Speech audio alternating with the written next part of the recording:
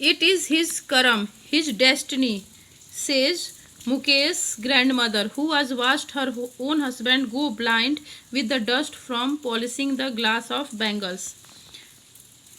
मुकेश की दादी हैं, वो बोलती हैं, मुकेश की दादी जो कि जिन्होंने अपने हस्बैंड को अंधा होते हुए देखा है। वो कैसे अंधा हुए थे? तो ग्लास बैंगल्स जो चूड़ियां हैं शीशे की, उसको पॉलिश करने में जो धूल उड़ता है, जिस धूल से पॉलिश किया जाता है वो धूल उड़ता है, उस धूल उनकी आंखों में गया और वो अंधे हो गए।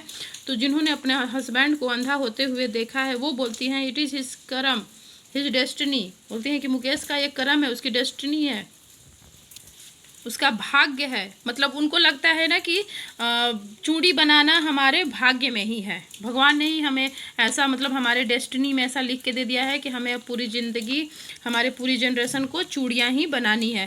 Can a god given lineage ever be broken, see implies. वो बोलती हैं कि क्या भगवान ने जो लिनिएज यानी वंशावली होती है, मतलब भगवान ने ही उनके कर्म में ऐसा लिख दिया है, सेट कर दिया है कि उनको चूड़ी बनाना ही है। तो जो भगवान के बनाया हुआ जो कर्म है उसको क्या कोई ब्रेक कर सकता है, तोड़ सकता है? मतलब कि मुकेश कार मैकेनिक नहीं बन सकता है, उसको चूड़ी ही बनाना है, क्योंकि भगवान ने ऐसा उसके कर्म में, उसके डेस्टिनी में, भाग्य में लिख रखा है। Born in the caste of bangle makers, चूड़ी बनाने वाले की जाति में पैदा होकर वो कैसे कार चला सकता है? They have seen nothing but bangles. बोल रही हैं कि कार बना, मतलब बैंगल बनाने वाले की जाति में पैदा होकर के उन्होंने बैंगल के अलावा कुछ भी नहीं देखा है। In the house, in the yard, घरों में, यार्ड यानी आंगनों में, इन एवरी अदर हाउसेस, दूसरे के भी घरों में, एवरी अदर यार्ड, दूसरे के भी आंगनों में, every street in Firozabad, Firozabad की हर गली में, स्पाइरल ऑफ बैंगल्स, बैंगल्स के ही स्पाइरल यानी कुंडली, जैसे सांप कुंडली मार के बैठता है तो चूड़ियाँ भी क्या होती हैं, गोल गोल होती हैं स्पाइरल की तरह। तो चूड़ियों के ही स्पाइरल सबने देखा है। सनी गोल्ड, गोल्डन कलर का, पैडी ग्रीन, धान के गहरे हरे रंग का, रॉयल ब्लू, ब्लू कलर का, पिंक, पर्पल, बैगनी कलर का, every colour born out of the 7 colours of the rainbow.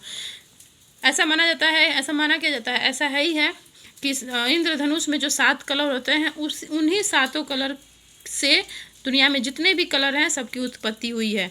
तो रेनबो के, इंद्रधनुष के 7 कलर से जितने भी कलर बन सकते हैं वो सभी कलर की चूड़ियाँ चारों तरफ, हर गली में, हर मोहल्ले में, हर घर में, हर आंगन में, जिंदगी भर उन्होंने बस यही देखा है। लाई इन माउंट्स मतलब पूरा ढेर लगाना हुआ। इन अनकैम्प्ड यार्ड, यार्ड मतलब आंगन, अनकैम्प्ड मतलब जो कि साफ सफाई वाला आंगन नहीं है, टाइडी नहीं है, अनटाइडी है, मतलब बिखरा हुआ आंगन। तो मतलब आंगनों में, सबके आंगन में माउंट मतलब चूड़ियों का ढेर लगा होता है। Are piled on 4 wheeled hand carts, hand carts यानी ठेला, हाथ से चलाने वाले कार्ट। ठेला 4 पहिए को होता है, ये तो 4 पहिए के ठेलों पे भी पाइल यानी ढेर लगाना, माउंट भी होता है, पाइल भी होता है, ज़्यादा। तो आंगनों में माउंट्स लगा हुआ है, ढेर लगा हुआ है, और ठेलों के ऊपर चूड़ियाँ लदी हुई हैं। Pushed by young man along the narrow lanes of the stinking town, और उन ठेलों पे जो यंग मैन हैं घर के, वो लोग उसको पुश करके, धक्का दे करके और सेंटी टाउन में लेके जाते हैं उसको, जहाँ से वो सामान माल बाहर जाता है। एंड इन डार्क हटमेंट्स, ये झोपड़ी है, and in dark hutments next two lines of flames of flickering oil lamps. सबके घर झोपड़ी नुमा ही हैं, किसी के भी घर ऐसे बड़े नहीं हैं, सबके झोपड़ी नुमा ही घर हैं। तो उन झोपड़ियों वाले घरों में बैठ करके flames of flickering oil lamps, kerosene oil से जो लैम्प्स जलते हैं, जिनकी रोशनी फ्लिकर करती है, टिमटिमाती हुई रोशनी के फ्लैम्स में, sit boys and girls with their fathers and mothers welding pieces of coloured glass into circles of bangles. अपने झोपड़ियों में बैठ करके सभी बच्चे, चाहे वो बॉयज़ हों या गर्ल्स हों, अपने मम्मी पापा के साथ, मदर फादर के साथ बैठ करके ऑयल लैम्प्स जो जल रहा है उसके आगे और चूड़ियों के पीसेस को वेल्ड करते हैं, मतलब पिघला करके चिपकाते हैं। Their eyes are more adjusted to the dark than to the light outside. अब अंधेरे में काम करने से उनकी जो आइज़ हैं वो अंधेरे में ज़्यादा एडजस्ट हो गई हैं इसके कंपैरिजन की बाहर की लाइट के, मतलब अंधेरे में वो पारंगत हो गए हैं इस काम को करने के लिए। That's why they often end up losing their eye sight before they become adult. इसलिए जब वो बच्चे एडल्ट होने से पहले ही अपनी आई साइट को खो देते हैं। Savita, a young girl in a drab pink dress, sits alongside an elderly woman soldering pieces of glass. Sarita एक छोटी सी लड़की है जो कि ड्रैप पिंक ड्रेस पहनी है, गुलाबी रंग का है कपड़ा जिसका कलर उड़ गया है। अपनी दादी के साथ एल्डरली वुमन बुजुर्ग महिला के साथ बैठी हुई है और ग्लास के पीसेस को, जो भी चूड़ियों के ग्लास को सोल्डर कर रही है।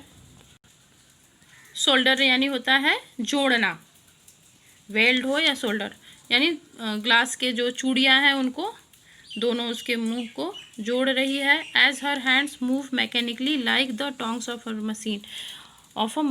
और सरिता के जो हाथ हैं वो मैकेनिकली इतने मतलब एक्सपर्ट हो गई है इस काम में कि मशीन के जो चिमटे होते हैं उसकी तरह काम कर रहे हैं, मतलब जल्दी जल्दी काम कर ले रही है आराम से।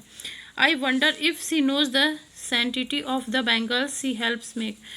अब अनीस जंग सोच रही हैं कि क्या जो सरिता लड़की है इस चूड़ी की पवित्रता को जानती है। वो जो चूड़ियाँ वो बना रही है इसका क्या इम्पोर्टेंस है एक औरत की ज़िंदगी में, क्या वो जानती है इस चीज़ को। It symbolises an Indian woman's suhaag auspiciousness in marriage. अब बताती हैं कि जो चूड़ी है उसका बहुत ही पवित्र मैरिज में, शादी में बहुत ही पवित्र स्थान है। इसको एक औरत का सुहाग का प्रतीक माना जाता है। It will dawn on her suddenly one day when her head is draped with a red veil, her hands dyed red with henna and red bangles rolled on to her wrist. एक दिन ये सरिता जो है लड़की जो चूड़ी बना रही है, अभी छोटी है, एक दिन ये उसके ऊपर भी, इसको भी ये चूड़ियाँ पहनने को होगी जब उसका ड्रैप यानी ढकना, जब उसका हेड सिर लाल रंग के घूंघट से ढक जाएगा, उसके हाथों में हिना यानी मेहंदी लग जाएगी और लाल बैंगल्स उसके कलाइयों में आ जाएगी। मतलब जब उसकी शादी हो जाएगी तो उसको भी ये चूड़ियाँ पहननी पड़ेगी। उस दिन वो इन चूड़ियों की पवित्रता को, इसके इम्पोर्टेंस को जानेगी। अभी उसके लिए बस एक वो हेल्प कर रही है अपनी फैमिली को, इसलिए वो चूड़ियाँ बना रही है। मतलब उसके लिए एक आमदनी का जरिया है चूड़ियाँ, और एक दिन जब उससे शादी हो जाएगी तो वही चूड़ियाँ आज जो उसके लिए एक आमदनी का जरिया है, उसके लिए एक पवित्र चीज़ हो जाएगी, उसकी सुहाग की निशानी हो जाएगी। She will then become a bride. वो एक दिन अब दुल्हन बन जाएगी। Like the old woman beside her who became one many years. जैसे कि वो औरत जो उसके बगल में बैठी है, सरिता एक बूढ़ी औरत के साथ बैठ करके चूड़ी बना रही है, तो वो भी एक दिन दुल्हन बन जाएगी, जैसा कि बूढ़ी औरत भी एक दिन दुल्हन बनी थी। She still has bangles on her wrist. उस बूढ़ी औरत के हाथों में अभी भी बैंगल्स हैं, but no light in her eyes. मगर उनकी आंखों में, बूढ़ी औरत की आंखों में रोशनी नहीं है। एक वक्त से भर खाना भी नहीं खाया। वो बूढ़ी औरत बोलती है ना कि इस चूड़ी बनाने से हमें इतना भी पैसा नहीं मिलता है कि हम भरपेट खाना खा सकें, मतलब एक वक्त से ज़्यादा का खाना भी नहीं मिल पाता है। She says in a voice drained of Joy. वो उसकी जो आवाज़ है उसमें जॉय नहीं है, खुशी नहीं है, एकदम बुझी हुई आवाज़ में वो महिला बोलती है।